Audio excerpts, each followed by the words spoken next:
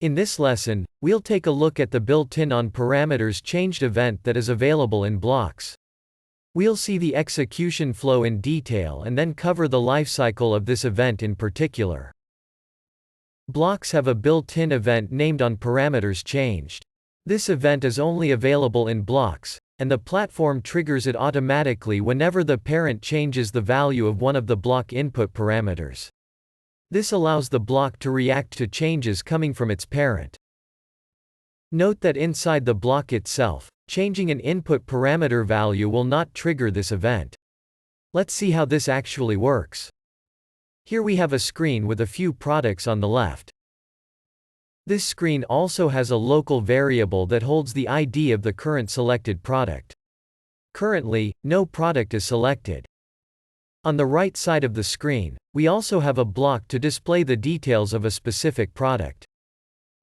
The selected product ID local variable of the screen is passed to the block input parameter product ID. Since no product is selected on the list, no info is displayed. Clicking on a product will execute some logic inside the screen. This logic will change the ID of the current selected product. Remember that the local variable is the one feeding the block input parameter. Changing the value of the product ID input parameter triggers the onParameters changed event. In this case, the handler is the flow shown at the right.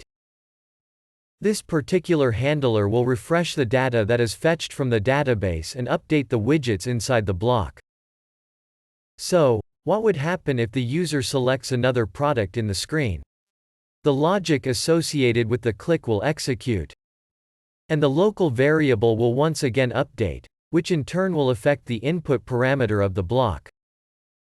Changing the value of the block's input parameter will trigger the onParameters changed event again. The handler executes, and the product info updates, in this case for the headset. And this is how the onParameters changed event flow works at runtime. Now let's revisit the event lifecycle for the onParameters changed event. In this example, we have a screen with a block. Upon changing one of the inputs of the block, for instance a date used in the chart, the parameters changed event is triggered. Inside the flow of the handler for the onParameters changed event, a refresh data for the get expenses aggregate is executed.